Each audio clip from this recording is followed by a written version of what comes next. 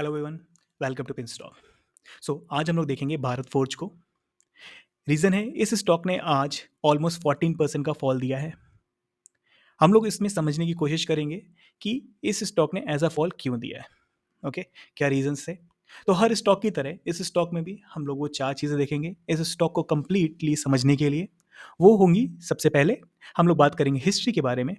Second हम लोग बात करेंगे इसके फंडामेंटल्स के बारे में। थर्ड हम लोग इसके बारे में बात करेंगे इसकी न्यूज़ की। ओके, न्यूज़ के साथ साथ हम लोग देखेंगे इसके प्राइस फॉरकास्ट को, जो एनालिस्ट ने इसके लिए डिसाइड किए हैं कुछ ऐसे लेवल्स जो इंपॉर्टेंट हैं, upper side and down side. Finally हम लोग बात करेंगे इसके टेक्निकल लेवल्स की, जो हमारा एसीटी टूल शो करेगा कि कहाँ पे इसमें बाइंग की जा सकती है और कहाँ पे नहीं की जा सकती है। कहाँ पे वो ऐसे कौन से लेवल्स हैं जहाँ पे ये प्राइस थोड़ा लिक्विडेटिव लगेगा एंट्री करने के हिसाब से।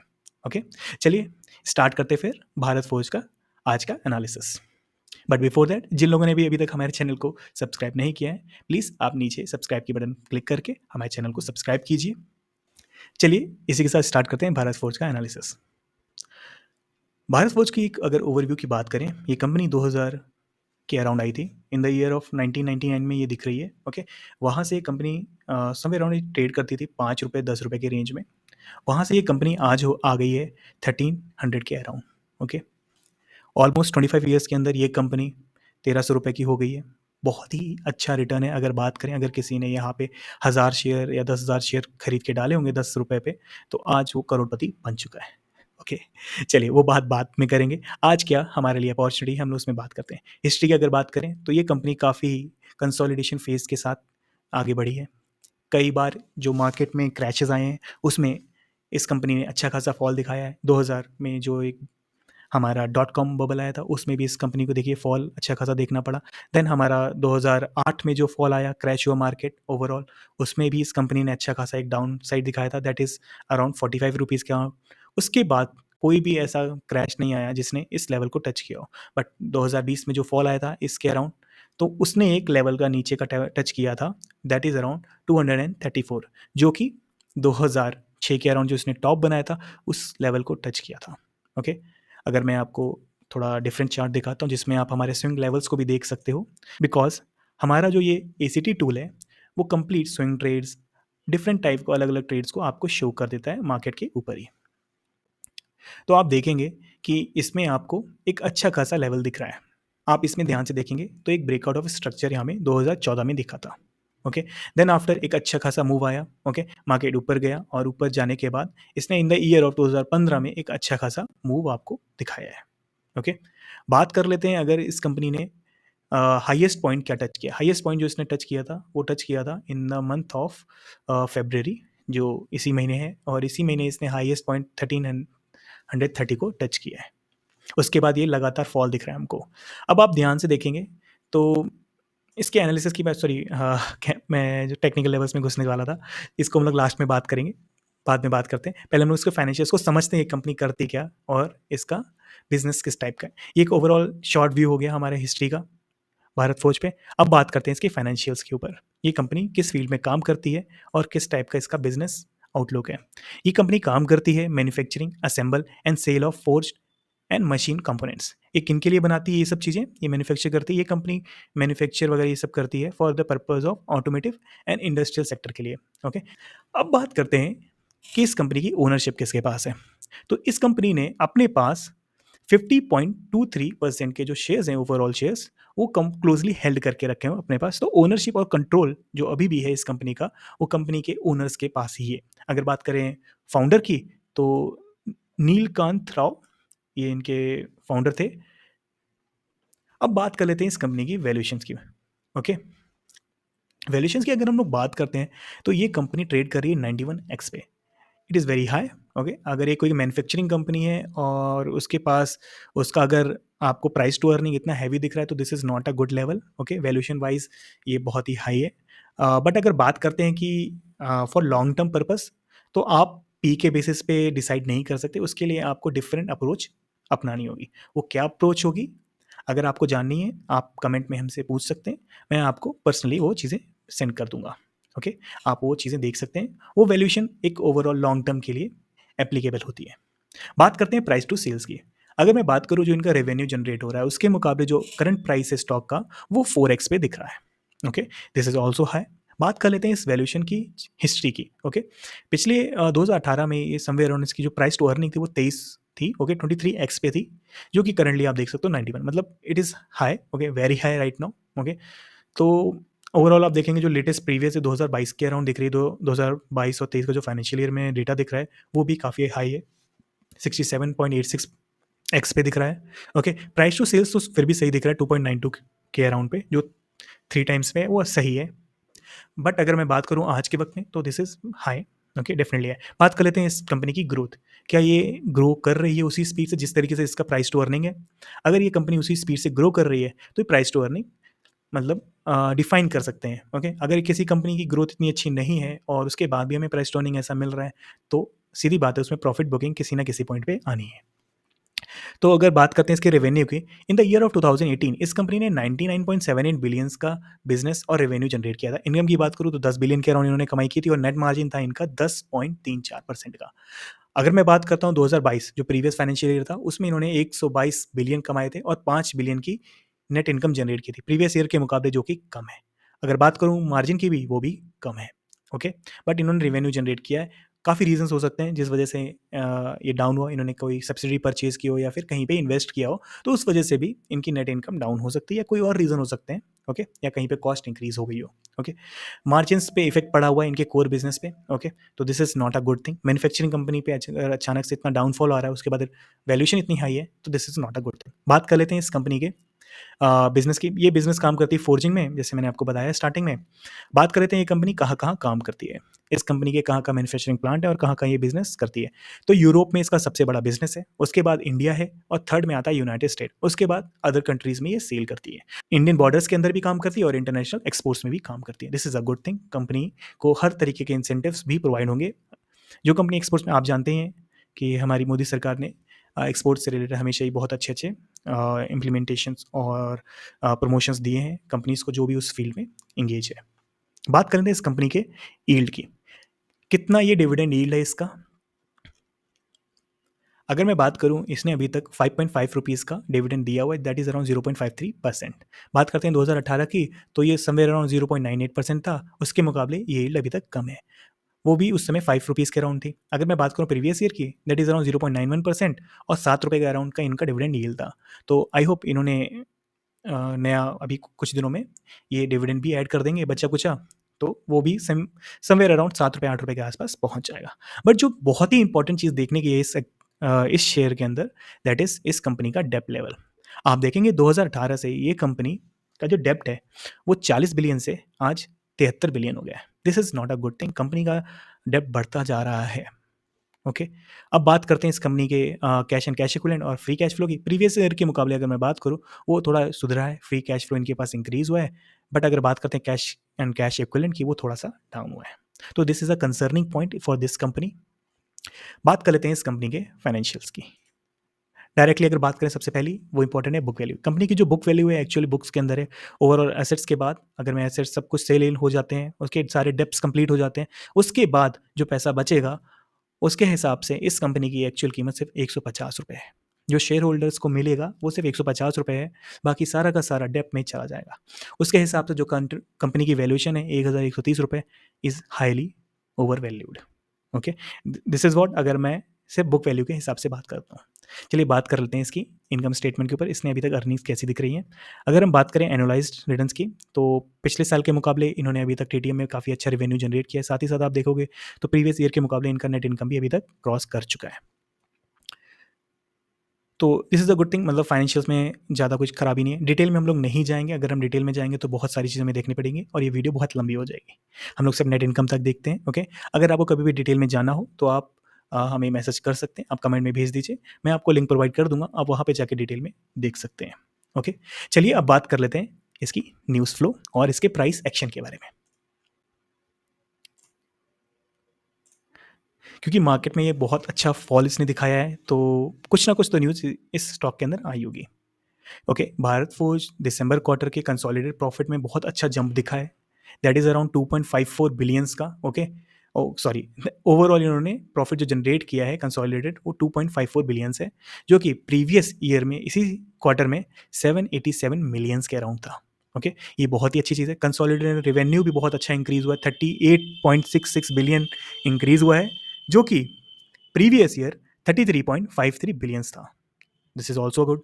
चलिए, हम लोग बात ही कर रहे थे कि इस कंपनी का जो डिविडेंड है वो भी कंप्लीट नहीं है। 5.5 रुपीज़ का इसने ऑलरेडी दे चुकी थी। ओके, 5.5 रुपीज़ का ये अभी तक का डिविडेंड दे चुकी थी, तो बचा कुछ इसने डिविडेंड अभी दे दिया। 2.5 रुपीज़ का ये रहा, और टोटल अगर हम बात करते हैं तो दैट इज़ अराउंड 8 रुपीज़ हो गया है।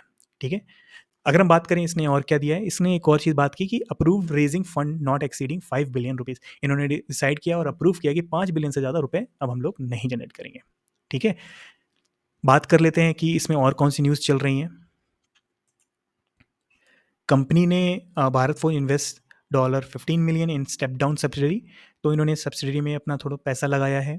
ओके, तो ये चीज़ दिख रही है कि हमारा ये लोगों ने कहाँ पे पैसा गया हुआ है। जैसे हम लोग देख रहे थे कि डेप्थ में काफ़ी अच्छा इंक्रीज़ हुआ है, साथ ही साथ पैसा भी जो इनका फ्री कैश फ्लो था वो भी थोड़ा डाउन था। ओके, तो ये पैसा यहाँ पे गया है, और साथ ही साथ बात करते हैं रेज़ करना। ठीक है, इन्होंने रेज़ की बात भी कर ली है। बात करते हैं एक्विजिशन। ओके, यहाँ पे देखिए भारत फोर्ज की एक आर्म ने एक्विजिशन किया है 66% का। किस कंपनी में किया है? कंपनी का नाम है ज़ोरिया मास प्रोएक्ट आई डोंट नो कैसे इसको प्रोनाउंस करेंगे। तो मुझे ऐसा लग रहा है ये कोई जर्मन कंपनी है। ओके, तो ये कंपनी करती क्या है? ये कंपनी करती है गैस टरबाइन इंजन्स बनाती है। ओके, तो आई होप ये पावर जनरेशन के लिए इन्होंने एक्विजिशन किया होगा। This is a good acquisition. और बात करें कितना इन्होंने किया, 5 लाख इक्विटी शेयर्स इन्होंने बाय किए ₹10 के हिसाब से। ओके, इस कंपनी के अंदर। चलिए, बहुत अच्छी बात है।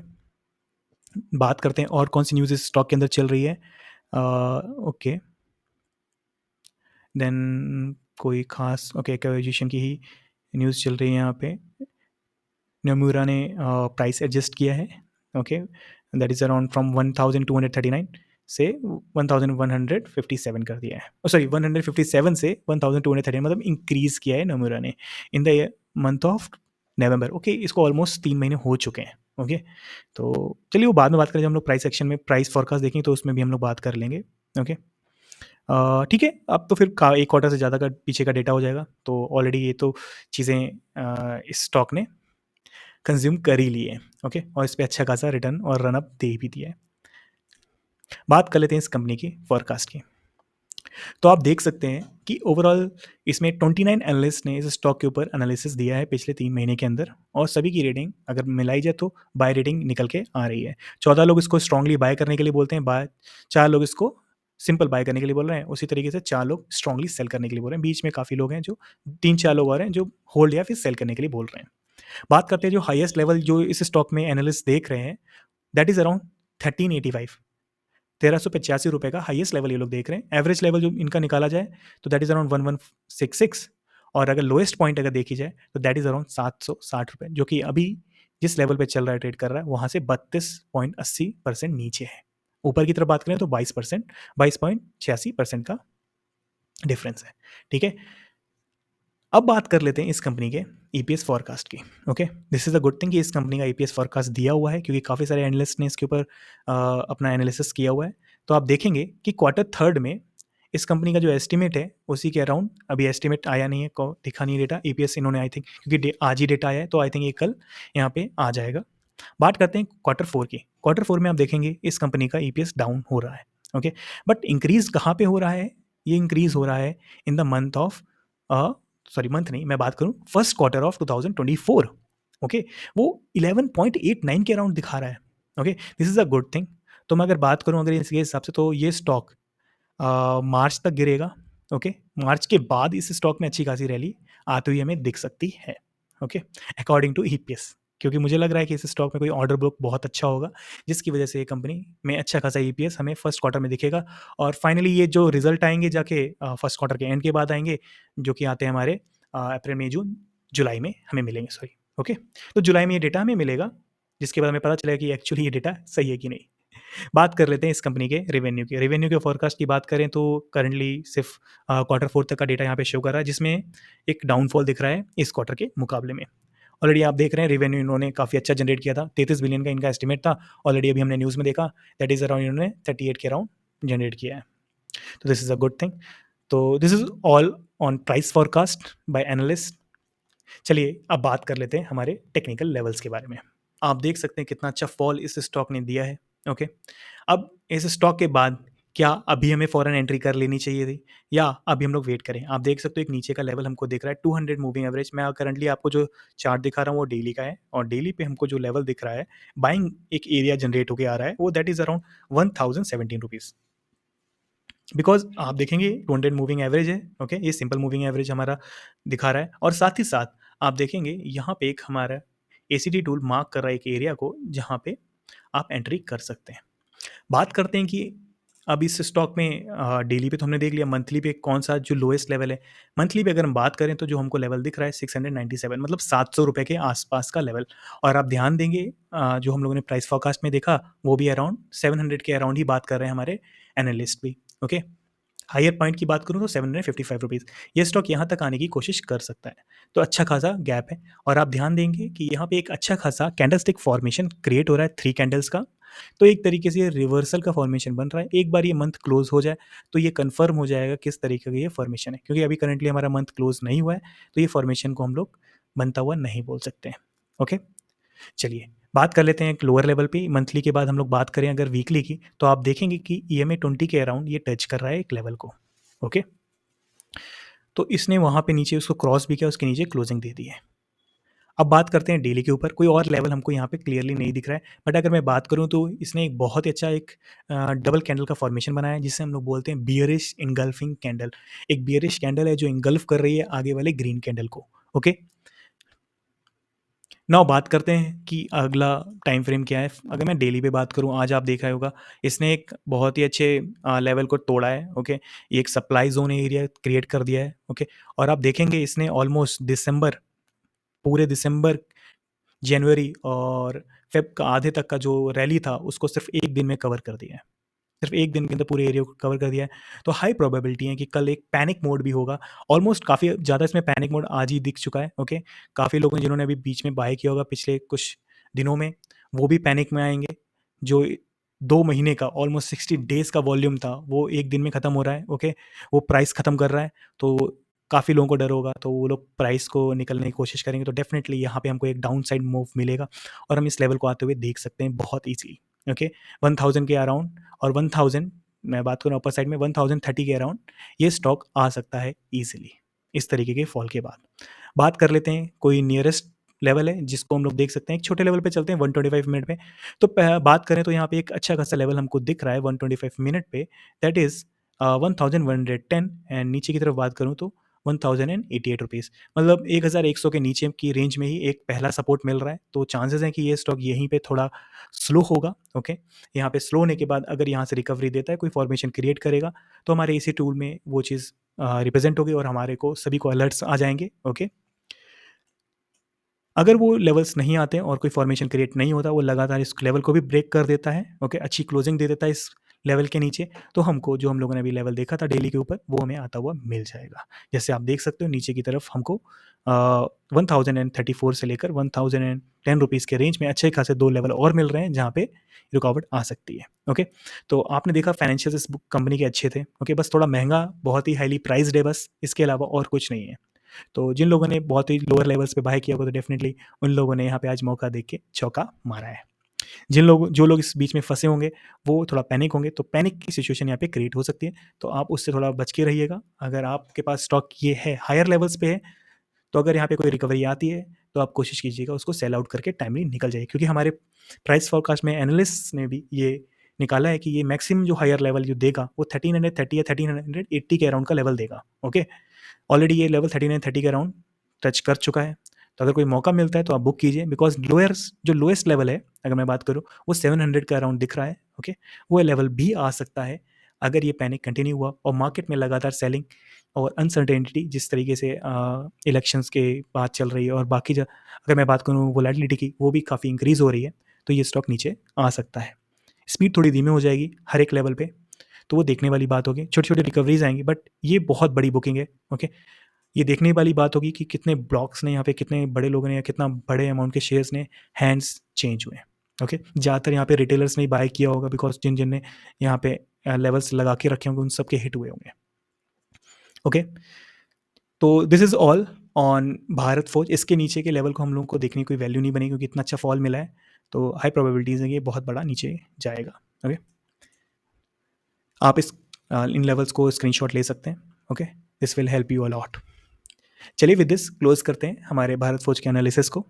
अगर आपको ये वीडियो अच्छी लगी हो तो प्लीज़ थम्स अप पे क्लिक कीजिए और हमें वीडियो को प्रमोट कीजिए। अगर आपको ये ओवरऑल वीडियोस हमारी अच्छी लगती हैं तो प्लीज़ आप हमारे चैनल को सब्सक्राइब कीजिए। इससे हम लोगों को एक तरीके का मोटिवेशन मिलेगा और वीडियोस को लाने का। चलिए फिर क्लोज करते हैं इसको। Till then please take care everyone. मिलते हैं आपको नेक्स्ट वीडियो के अंदर।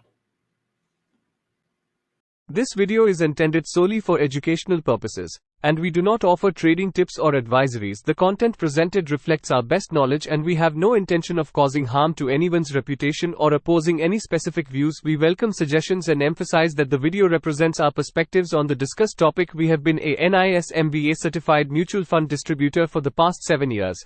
NISM was established in 2006 by the Securities and Exchange Board of India (SEBI). We are not SEBI registered financial advisors. We request all the listeners to do their research before mobilizing their money or making any financial decision.